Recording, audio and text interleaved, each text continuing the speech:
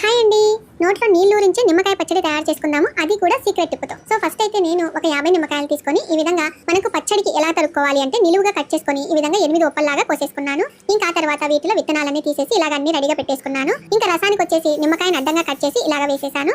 ఇంకా ఆ తర్వాత ఒక 2 స్పూన్ల మెంతులు బాగా వేగిన తర్వాత ఒక స్పూను జీలకర్ర వేసేసి ఇలాగా మిక్సీ పట్టేశాను. ఆ తర్వాత 6 గిన్నెల ఉప్పులకు వచ్చేసి 1 గిన్నె ఉప్పు ఇలాగా పోసేసి ఆ తర్వాత 1 స్పూను చక్కెర వేసేసి ఈ విధంగా పసుపు వేసి ఒక్కసారి ఈ విధంగా కుదించిన తర్వాత మనం ఏ గిన్నెతో అయితే నిమ్మకాయ ఉప్పల్ని కొల్చామో అదే గిన్నెతో 1 గిన్నె నిమ్మకాయ రసం వేసేసి ఇలాగా బాగా కలిపి మొత్తం మెంతి పిండి అలాగే జీలకర్ర పొడి బాగా కలిసేంత వరకు ఇలాగా కలిపి ఒక 10 రోజులు రోజు ఉదయం ఇలాగా కలిపేసి పక్కన పెట్టేసి ఆ తర్వాత చివరి రోజు ఏ గిన్నెతో అయితే నిమ్మకాయ ఉప్పలను కొల్చావో అదే గిన్నెతోని ఆయిల్ కూడా ఇలాగా పోసేసి బాగా వేడి చేసి స్టవ్ ఆఫ్ చేయాలి. ఆ తర్వాత కొంచెం సేపు తర్వాత ఆవాల గింజలు అలాగే వట్టిమిరపకాయలు కరివేపాకు ఇంగువ వేసేసి కొంచెం గోరువెచ్చగా ఉండగానే 1 కప్పు కారం పొడి వేసేసి బాగా కలిపి చల్లారిన తర్వాత నిమ్మకాయ పచ్చడిలో కలిపి మనము పెరగన్నంలోకి పప్పన్నంలోకి తింటే సూపర్ గా ఉంటుంది. ఇలాంటి మంచి మంచి వీడియోస్ కోసం మన ఛానల్ ని ఫాలో అవ్వండి.